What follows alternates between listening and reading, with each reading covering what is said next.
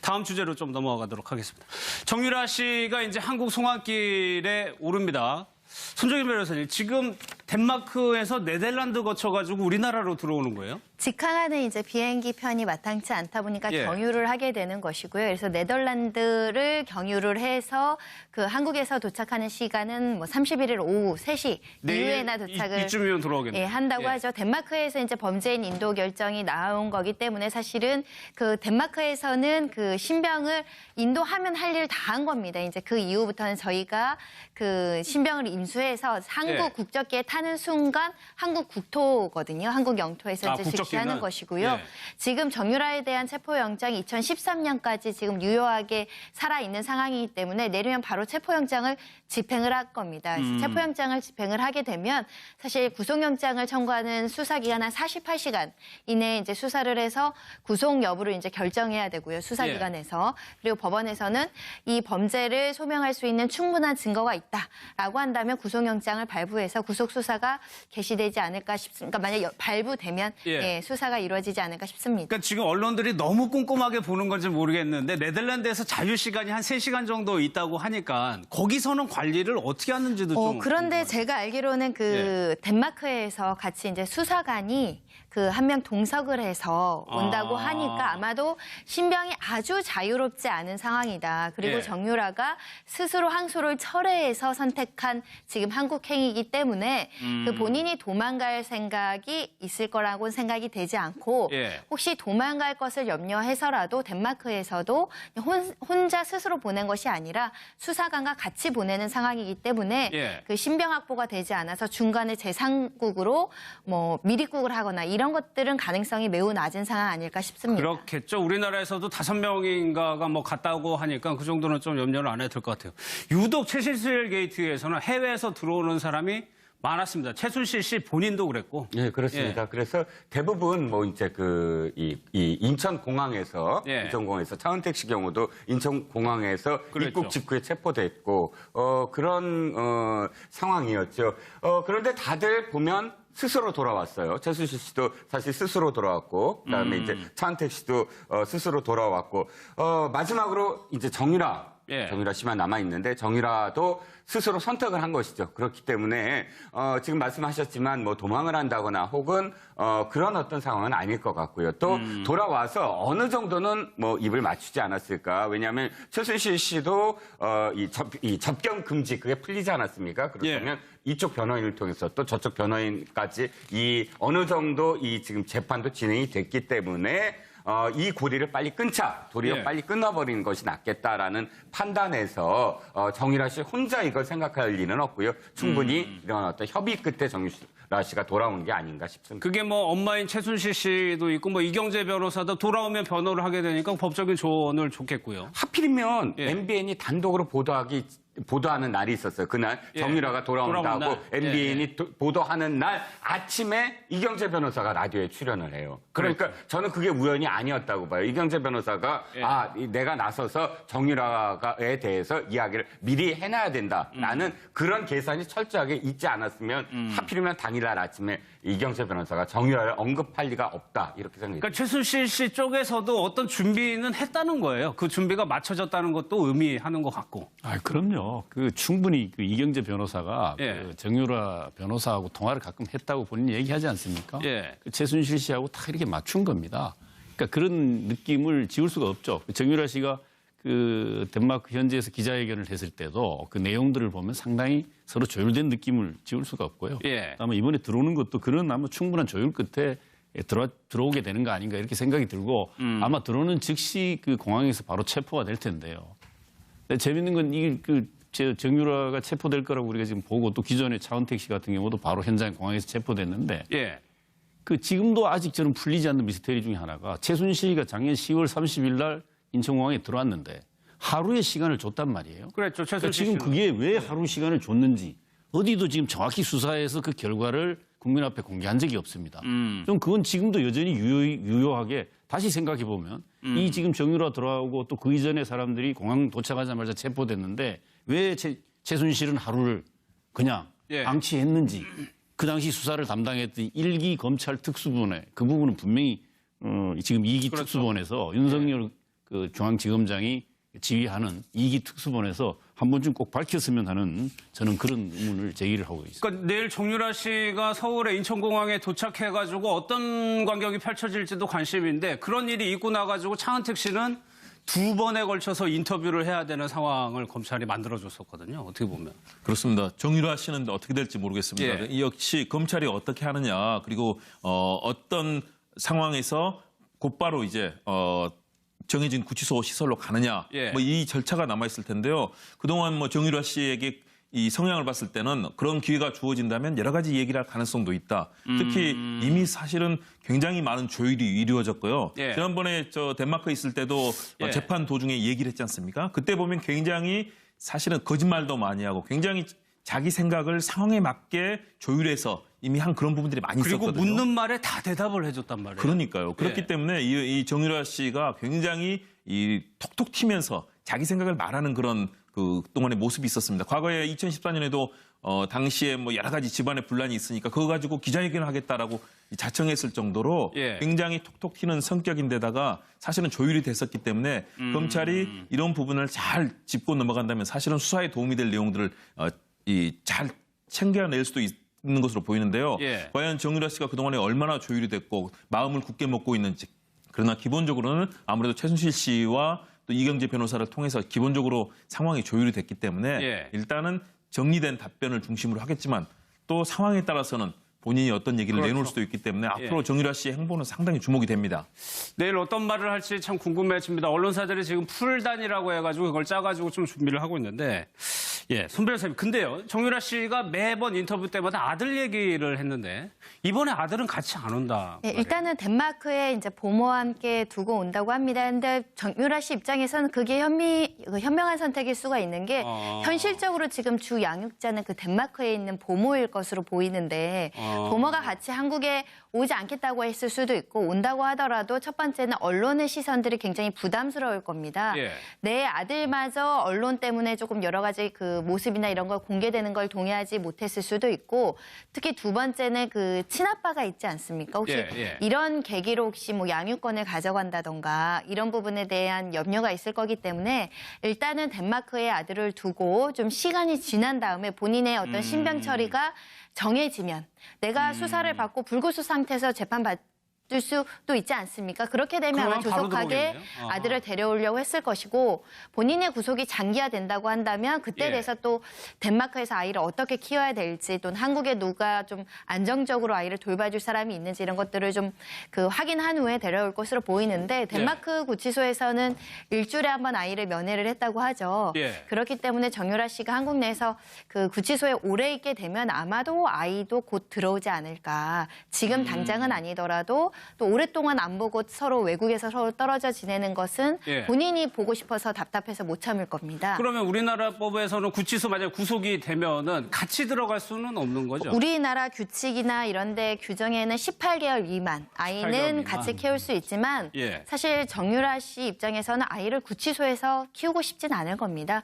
그리고 본인이 수사 받고 재판 다니는데도 상당한 시간이 소요돼서 예. 그럼 본인이 수사받을 때 아이를 누가 구치소에서 돌봐줄지 그걸 고민하면 차라리 그 부모가 계속 데리고 있는 게 맞겠다. 그런 판단을 했을 겁니다. 아이가 예. 지금 18개월이 넘지 네, 18개월 않았나요? 넘었고 아이가 나이로도 2015년에 19개월, 태어난 거. 20개월 상황이기 때문에 규정상 같이 들어와서 살 수도 없는 상황입니다. 들어오게 된다면 또 살 집도 뭐 또 마련해야 되고 또 뭐 그것도 최순실 씨가 챙길 수 있겠네요. 근데 들어오게 되면은 검찰의 조사받기 전에 뭐라 그럽니까? 그거를 구류라고 합니까? 그 서울구치소로 정해졌다면서요? 일단은 대기 장소를 서울구치소로 정했다고 하는데요. 예. 사실 서울구치소라는 것이 맞습니다. 지금 국정농단 그 피의자 피고인들이 모두 서울구치소에 있는데 예. 지금 남부구치소는 또 어머니 어떻게 보면 공범관계로 적시되어 있는 공범이 남부구치소에 있기 때문에 보내기도 적당치 않고 특히 이제 서울구치소는 왜 적당하냐고 한다면 서울중앙지검에서 어찌됐든 이 사건을 계속 수사를 해야 되기 때문에 조속하게 수사를 해야 가깝죠. 됩니다. 그런 예. 차원에서는 가장 가까운 관리가 편안한 그리고 국정농단 피의자 피고인들을 지금 계속 관리하고 있는 서울구치소가 가장 적당하다라는 판단 하에 이 대기 장소가 서울구치소로 된 것으로 보이고요. 특별한 사정이 없으면 아마 서울구치소에 계속 있지 않을까 싶습니다. 이종구 실장님, 저희가 구치소에 누구누구 있는지 이제는 거의 외울 지경이에요. 그렇죠. 서울구치소에는 박근혜 전 대통령 그리고 사촌 언니 장시호 씨가 있고. 거기가 있어요. 그리고 남구치소에 이제 엄마가 최순실 씨가 있고 그래서 오늘 언론 제목이 그거예요. 엄마에게 갈까 사촌 언니에게 갈까 뭐 이렇게 서울구치소냐 남부구치소냐 그걸 재밌게 표현을 했는데 예. 뭐 여러 가지 이야기가 있죠. 남구치소에 만약 가게 되면 사실상 최순실 씨가 정유라 얘기만 나와도 막 그냥 흥분하거나 그러잖아요. 그래서 도리어 그런 어떤 이 정유라 그러니까 그 최순실 씨의 어떤 그 아픈 부분을 공략하는 게 되지 않나 뭐 이런 어떤 이야기도 있는데 사실은 지금 지금 뭐 이 조사를 더 받지는 않잖아요. 지금은 재판 단계이기 때문에 네. 굳이 뭐 이 정유라의 압박, 정유라 씨를 뭐 해서 도리어 뭐 최순실 씨를 또 다시 조사를 해서 압박을 준다 이런 어떤 표현이 아니라면 예. 뭐 남구치소에 같이 있는다 그래서 최순실 씨가 더 뭐 이제 심리적으로 뭐 이렇게 더 압박을 당한다 그건 꼭 아닌 것 같아요. 지금 이제 그런 어떤 의미보다도 일단 지금 말씀하셨듯이 지금 단계에서는 서울중앙지검이 조사를 해야 되기 때문에 효율성 부분에서 서울구치소에 입감되지 않을까 싶습니다. 참 어떻게 보면은 엄마하고 사촌 언니하고 딸이 같은 이렇게 구치소에 들어가 있는 것도 참 어떻게 보면 불행한 장면인데 어제 재판에서요 최순실 씨가 정유라하고 전혀 관련이 없는 재판임에도 불구하고 본인 스스로가 굉장히 흥분했다고 하면서 얘기를 했단 말이에요. 이거는 어떤 의도가 느껴집니다. 그러니까 예. 최순실 씨의 그 재판이나 태도를 보면 그 상당히 법조인들도 그런 표현을 쓰시는 것 같은데 예. 상당히 날이 갈수록 진화한다 그러잖아요. 그러니까 깨뚫어 본다는 거죠. 워낙 출석을 많이 하고 법조인이 다 됐어요. 법조인이라면 어떤 사안에 관한 한은 능가할지도 모르겠습니다. 근데 최순실 씨가 하는 저런 일련의 표현의 방식은 약간씩 차이가 있음에도 불구하고 저건 대개 재판 전략과 관련이 있어 보이기도 하고요. 예. 또 특히 거기에다가 아마 모성이 같이 결합이 돼서 아마 유연이라고 본인이 막 표현을 하고 그러는데 좀 아마 상당히 검찰에 대해서 강력하게 이제 아마 이렇게 약간 폭로성 압박을 가하는 그렇죠. 거죠. 예. 내 딸한테는 나처럼 그런 식으로 겁박해서 하지 마라. 이런 걸 상당히 사실 언론에 노출될 것을 전제로 해서 얘기한 거다고 저는 보여지고요.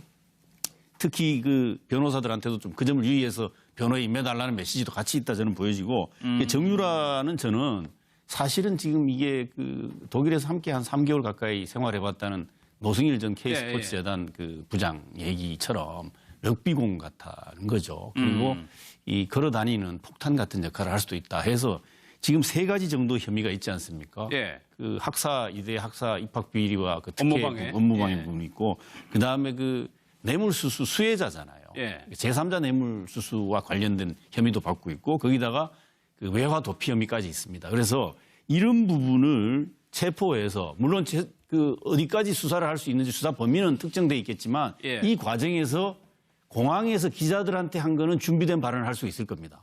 하지만 검찰에 들어가서 조사를 받는 과정에서 그렇죠. 과연 그거 짜놓고 각본대로 대화하기는 어렵다고 봤을 때 이게 자칫 국정농단 게이트 수사 전반에 걸쳐서 새로운 국면을 아마 새로운 양상이 전개될 개연성도 그럴 수 있을 충분히 것 있습니다. 예. 그래서 앞으로 아마 정유라가 굉장히 아마 주목을 받고 예. 아주 핵심적인 아마 수사 대상에서 관심을 받거나 주목을 받게 되는 그런 상황이 올 것 같습니다. 손 변호사님, 일각에서는 정유라 씨가 묵비권 행사할 거다라는 얘기도 있던데 그 부분은 좀 어때요?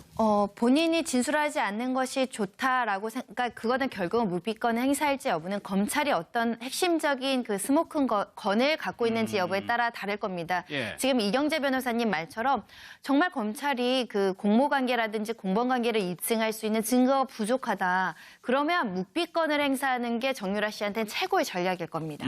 왜냐하면 굳이 검사가 입증해야 되는데 증거도 없는데 내가 진술을 통해서 꼬투리 될 만한 그 유리한 검찰 측의 증언을 만들어줄 필요가 없다라고 하면 진술을 거부할 여지도 있는데 검찰에서 상황을 봤을 때 여러 가지 증거도 확보하고 있고 그럼 본인이 적극적으로 변호인과 상의해서 예. 본인이 변명할 수 있는 거, 양형에 유리한 부분들 또는 무죄를 뒷받침할 수 있는 진술을 해야 됩니다. 그렇기 때문에 그것은 검찰 조사에 실시간으로 임하면서 검찰이 가지고 있는 증거라든가 그 공범 관계를 입증할 수 있는 자료들이 무엇인지를 눈치껏 살피면서 변호인과 그 전략적으로 움직여야 되는 상황이라고 보이고요. 예. 근데 웬만한 성인들도 묵비권 행사하는 게 쉽지가 않습니다. 질문을 던지면 내 입장을 얘기하고 싶거든요. 아, 나는 그렇지 않다, 그렇지 좀 억울할 수도 않습니다. 있고. 네, 억울한 걸 얘기하고 싶을 때도 있거든요.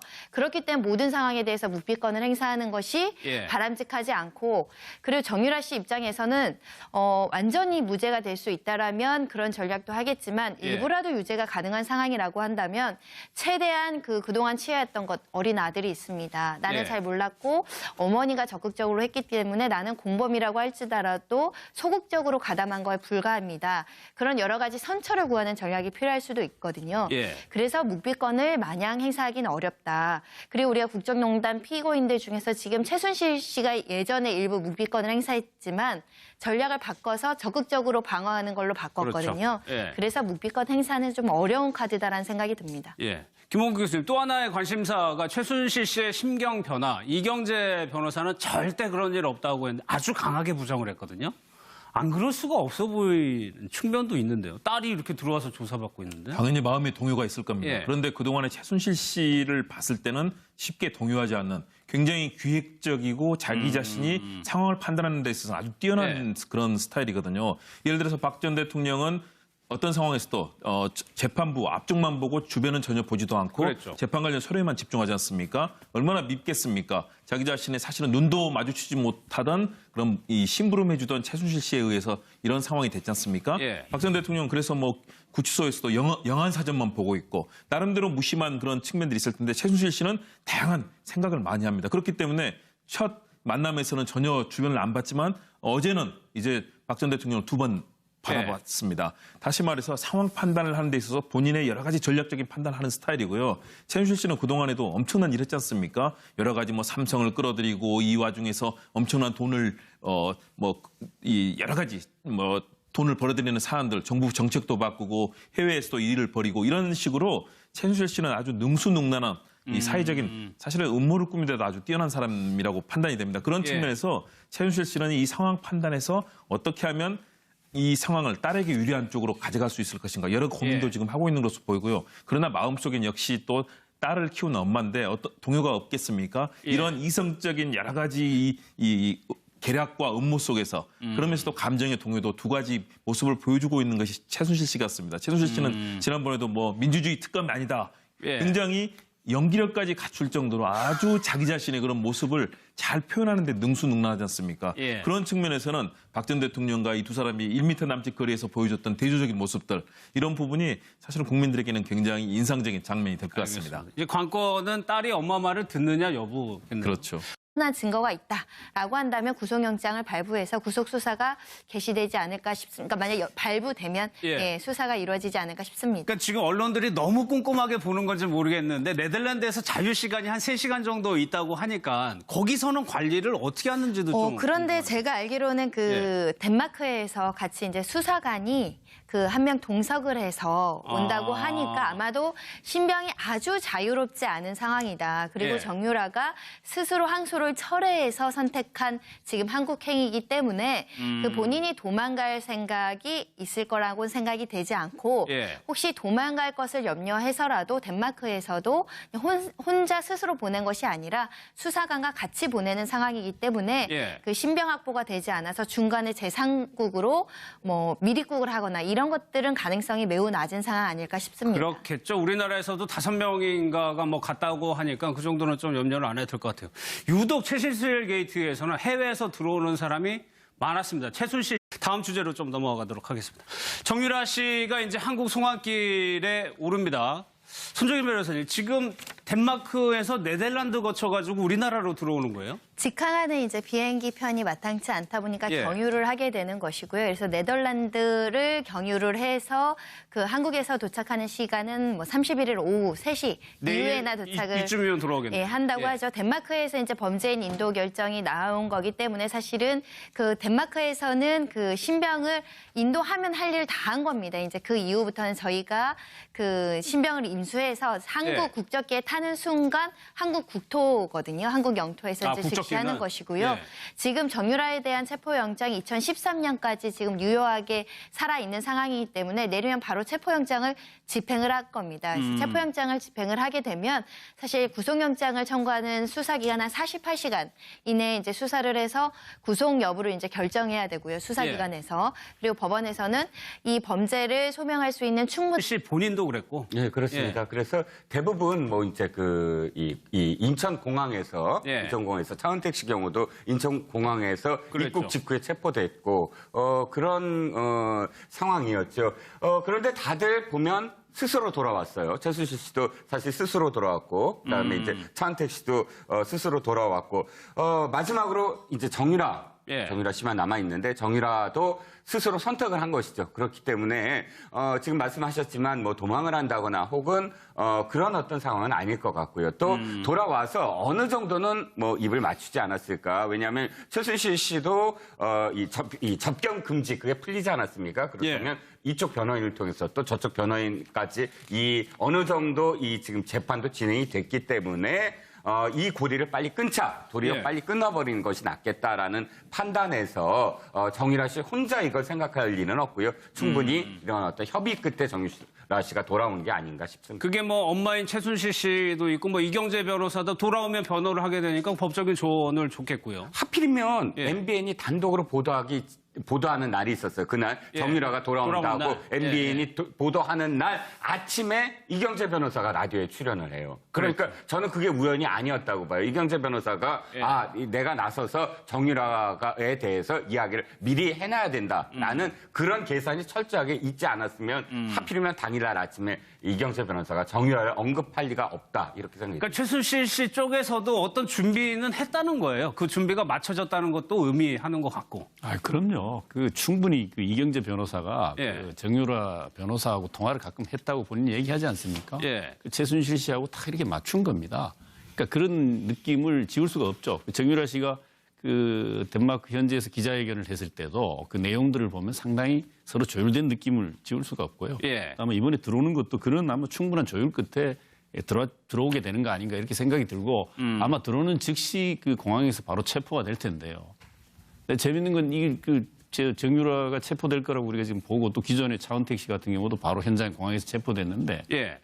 그 지금도 아직 저는 풀리지 않는 미스터리 중에 하나가 최순실이가 작년 10월 30일 날 인천공항에 들어왔는데 하루의 시간을 줬단 말이에요. 그랬죠. 그러니까 최순실 지금 씨는. 그게 왜 하루 시간을 줬는지 어디도 지금 정확히 수사해서 그 결과를 국민 앞에 공개한 적이 없습니다.